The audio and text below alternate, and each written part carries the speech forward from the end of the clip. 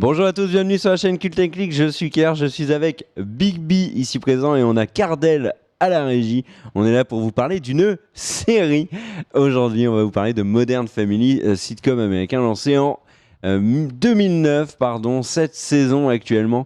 Une série avec un casting intéressant qui était porté au départ par Ed O'Neill qu'on avait vu dans Marié deux enfants, c'était le célèbre Al Bundy, Sofia Vergara. Love and marriage, Quelle série. love and marriage. Et Sofia Vergara également. Et puis c'est une série qui a fait naître des jeunes stars qui aujourd'hui font la une de beaucoup de sites et de beaucoup de magazines aux États-Unis, comme Sarah Hyland qui joue Ellie Dunphy ou Ariel Winter, Alex Dunphy. C'est un sitcom qui a été couvert de récompenses, Emmy Awards, des Golden Globes. Ils ont même eu, à mon avis, un Ballon d'Or. Tellement ils ont été couverts de tout ce qui existe.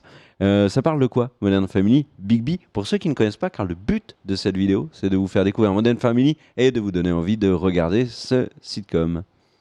Eh bien, qu'est-ce que c'est? De quoi ça parle? C'est tout simplement un mockumentary, c'est-à-dire c'est un vrai faux documentaire sur une famille. Bon, dans les faits, c'est un complètement faux documentaire qui est proche un peu d'un format sitcom. Pour ceux qui connaissent, c'est réalisé avec la même pirouette d'avoir la vie qu'on suit comme ça au jour le jour, comme un documentaire. Puis, on est à deux sur un canapé pour parler en fait et revenir sur les différents moments, comme c'est le cas dans la rencontre quand Harry rencontre Sally. Et donc, au final, on suit donc une famille.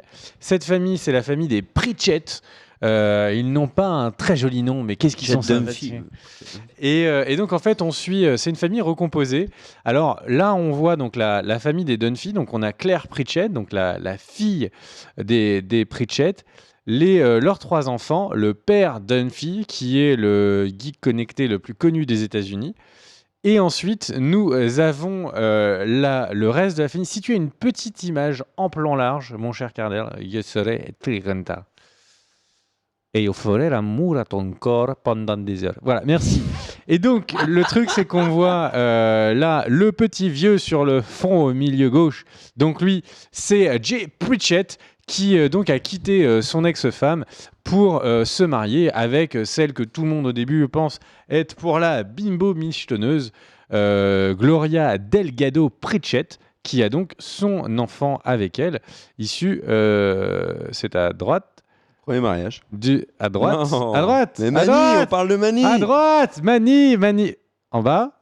Voilà. Et Mani, donc, qui est son fils. Et donc, le fils adoptif de Jay Pritchett. Sur la gauche, nous avons le petit roux qui est Mitchell Pritchett, donc le frère de Claire. C'est un bordel, mais au final, c'est comme toutes les familles. Personne ne sait vraiment complètement quels sont les cousins au 10e degré. Mais c'est sympa, il ramène de l'alcool pour l'apéro. Et donc, le petit roux Mitchell Pritchett, lui, alors je ne sais pas si on appelle ça un Pax ou un mariage. Non, c'est le mariage, maintenant même, aux États-Unis, avec... j'ai un trou sur le nom. Cameron Tucker, et du coup, ils ont eu une petite... vietnamienne ou cambodgienne, je ne sais plus. Vietnamienne. En adoption. Et c'est d'ailleurs sur ça que commence le premier épisode du premier pilote. Ah ouais. Donc dans les faits, plus, ça. ils sont dans un avion. Ça commence la première rencontre de ce couple. Ils sont dans un avion et ils font face à des clichés sur la stéréotypé de l'homoparentalité et d'adopter des petits asiatiques. Bon, grosso merdo, une fois qu'on a dit ça, la série peut être sur des gros clichés, l'homoparentalité, la michetonneuse qui est là pour l'argent, etc. Et au final, la série déjoue un peu tout ça par juste de la bonne humeur, par juste le fait qu'elle est bien écrite.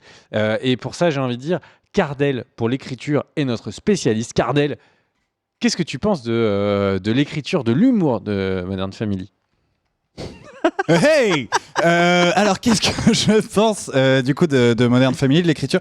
Moi, c'est une série, effectivement, tu l'as bien dit en préambule, c'est une série où au départ j'avais très peur, notamment en voyant le premier épisode. Je me suis dit, mais c'est quoi cette série remplie de clichés? Et en fait, pas du tout. Et ils se servent au contraire des clichés J'allais dire un truc très bien pensant, mais pour montrer que justement les clichés ne veulent absolument rien dire et que c'est pas ça dans le cas.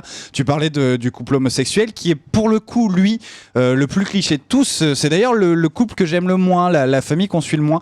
Mais pour le reste en tout cas, et notamment avec Jay Pritchett, sa femme, Manny, leur fils, ou l'autre couple, on a des personnages ultra bien écrits, notamment le personnage de Phil Dunphy, que je trouve mais extraordinaire d'écriture, de dialogue, de jeu d'acteur. L'acteur qui joue ce mec est formidable dans Modern Family. Et ouais, pour le coup, et puis de toute façon, cette série n'aurait pas marché si elle avait été mal écrite. Il y a des séries qui peuvent tenir sur des concepts. Elle tient, je pense, surtout grâce à son écriture. À vous les studios. Ok, bah écoute, merci pour ton avis. Et toi, t'en as pensé quoi, mon cher Kerr? Alors, Kerr Pritchett. j'ai pas voulu me lancer dans Modern Family pendant longtemps, je sais pas pourquoi. Et en fait, j'ai été très. La peur de l'inconnu. Voilà, peut-être. La confrontation aux clichés qui était, après tout, peut-être que dans tes contrées, dans les petites villes du Nord où tu habites, tu n'avais pas connu de famille composée comme ça? Si. En fait, la série est très très agréable. Les premières saisons sont de vrais moments de détente et avec beaucoup d'humour, comme le disait Cardell, comme tu le disais également Bigby, c'est très bien écrit. Les personnages deviennent très vite attachants. Les clichés, on les a pas trop au début. C'est-à-dire qu'en apparence, oui, il y a du cliché, mais au final, ils retournent toujours ce cliché. Excusez-moi, je viens de me rendre compte que je peux vous couper la parole sans que vous puissiez rien faire, donc j'aime beaucoup. Voilà, vas-y Kerr, pardon. Pas compris. On est toujours à l'antenne pour creuser le vide. Donc, qu'est-ce que tu disais? Je disais que je dois tout recommencer. Mais non, allez. Mais regarde, non, Kerr, je regarde, en fait, montrais on est juste dans que une émission. je pouvais te couper la On parole. est filmé. On est filmé Et oui. devant toi. Ah. Mais c'était une caméra. D'accord, très bien. Donc, ce que je disais, c'était vraiment une série qui était vraiment très très plaisante jusqu'à la saison 5, qui pour moi était la saison du dérapage. J'ai eu un vrai problème avec le couple gay qui était tombé vraiment, mais alors là pour le coup, de manière assez étonnante dans le cliché sur les homos, et ils en étaient vraiment devenus agaçants, et j'étais agacé pour le coup vraiment par cette situation, parce que Mitchell et Cameron sont vraiment excellents dans les 4 premières saisons, et là il s'est passé quelque chose dans cette saison 5. Elle était moins bien écrite, elle était moins bien rythmée, elle était moins drôle, il y avait du cliché partout, et ça, c'était le cas également pour les autres personnages, mais je trouve vraiment qu'ils ont fauté sur Mitchell et Cameron, là où au contraire ils avaient vraiment réussi à créer un couple gay qui allait au-delà du cliché bateau qu'on peut voir dans de nombreux téléfilms, et puis un cliché de la société qui a ses préjugés, etc., et qui va pas plus loin. Et j'ai trouvé que la saison 6 relevait vraiment, mais vraiment le niveau. C'est vraiment pour le coup très drôle. Il y a des épisodes qui sont audacieux, comme l'épisode qui a été tourné avec uniquement des produits Apple, où on voit en fait à partir de la webcam de Claire. Cet épisode est vraiment vraiment chouette, il est très drôle. Et puis les personnages secondaires, donc les enfants d'Humphrey, comme ils grandissent, ça ouvre de nouvelles portes. Et voilà, et les enfants font partie vraiment de mes personnages préférés dans la série. Alex Dunphy, qui est l'intello, elle est très drôle. Ellie, qui est la bimbo ado qui fait tomber tous les garçons de son âge, elle est plus intéressante au final qu'elle n'y paraît. Luc, il est un peu concon, mais c'est un jeune ado, et il est très drôle également. Et c'est vraiment quelque chose qu'on avait depuis le début de la série, c'est que chaque enfant a sa personnalité dans cet ensemble, vraiment, comme tu le disais, on vous prend un contre-pied sur les clichés, et des personnages qui sont très atypiques. Manny est vraiment génial comme personnage de cet enfant qui a 12-13 ans et qui en fait se comporte comme un petit vieux. C'est vraiment très drôle, mais il est au-delà de ça. Et puis le pompon pour moi sur Modern Family, c'est Phil. Qu'est-ce qu'il est con, mais qu'est-ce qu'il est bien, Phil. Et il me fait tellement mourir de rire, le mari de Claire. C'est un des personnages de sitcom qui est vraiment les plus réussis, je trouve. Ouais, complètement. Et excusez-moi, je veux revenir sur ce que tu dis, Kerr, exactement au point où même, moi j'ai 2 sitcoms favoris, c'est Scrubs bien évidemment et Modern Family. Et pour le coup, je mets le personnage de Phil sur le même piédestal que celui de JD. Et je suis relativement. On écoute toujours religieusement les propos de Cardel. Hein.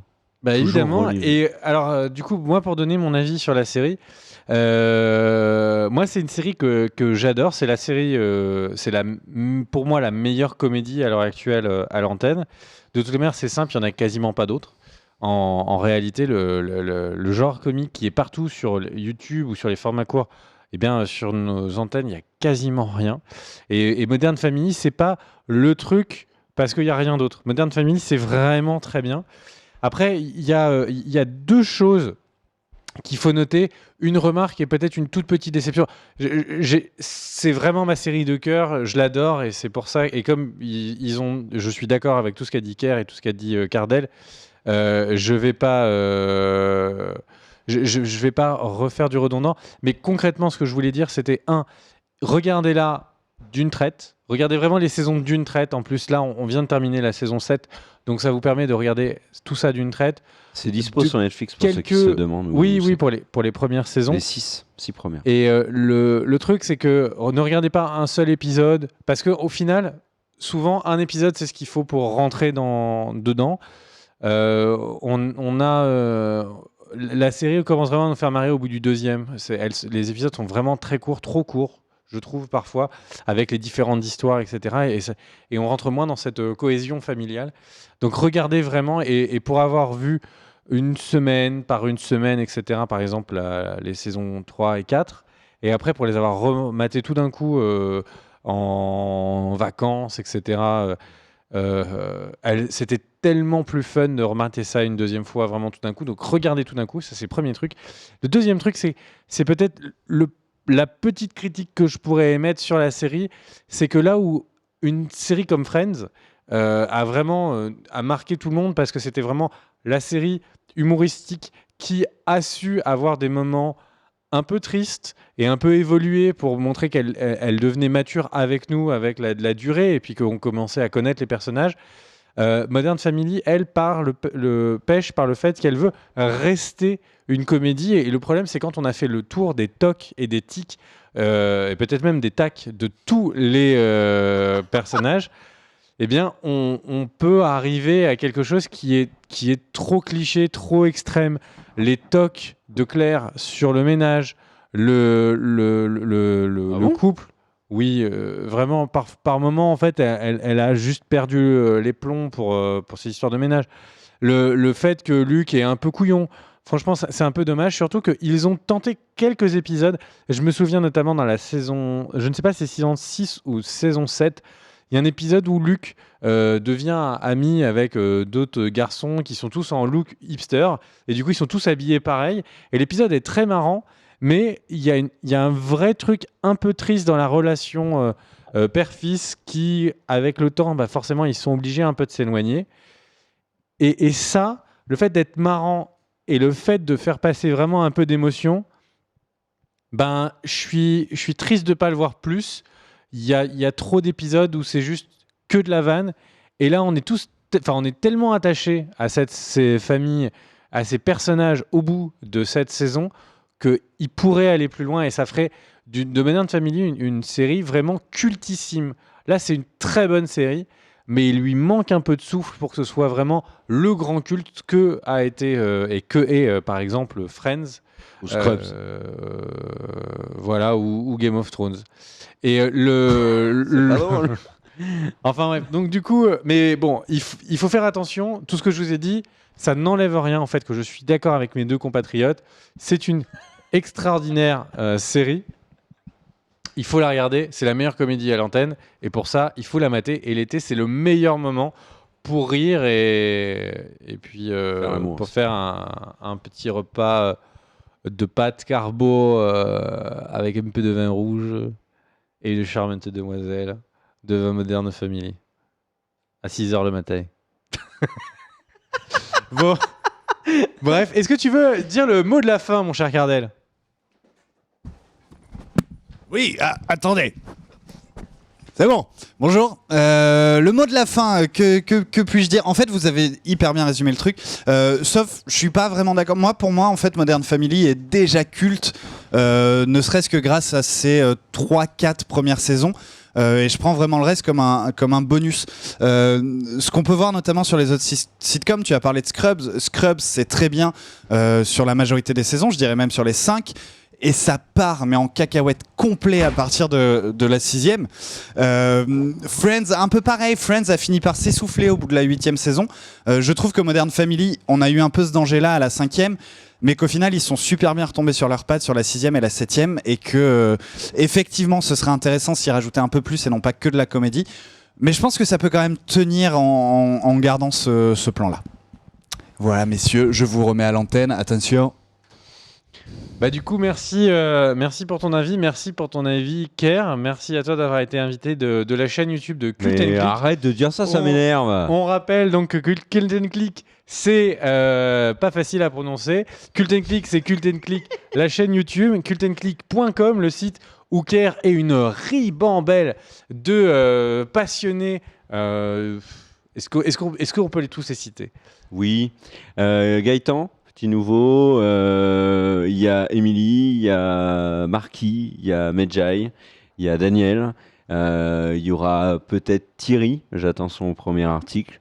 Voilà. Et puis il y a toi, beaucoup de Oui, bien toi sûr. également. Beaucoup de Marquis aussi. Et Marquis qui fait pour l'instant mes articles de cœur. Mais bon, ça c'est un autre sujet. Bref, donc tout ça pour dire cultandclick.com, le site. Voilà. En plus, je suppose que vous êtes de plus en plus déjà à le connaître parce que la chaîne a beaucoup grossi ces derniers temps. Le site, c'est sans aucune comparaison le truc qui a le plus grossi de très loin depuis qu'on a commencé à se mettre sur Cult & Click. Donc on se retrouve demain pour une nouvelle vidéo. Plus de reviews de séries, plus de reviews de films, très vite, voilà. On se retrouve demain, je l'ai déjà dit, ça fait 2 fois, comme ça vous avez bien l'info. Sinon, je voulais juste te dire qu'on se retrouve demain.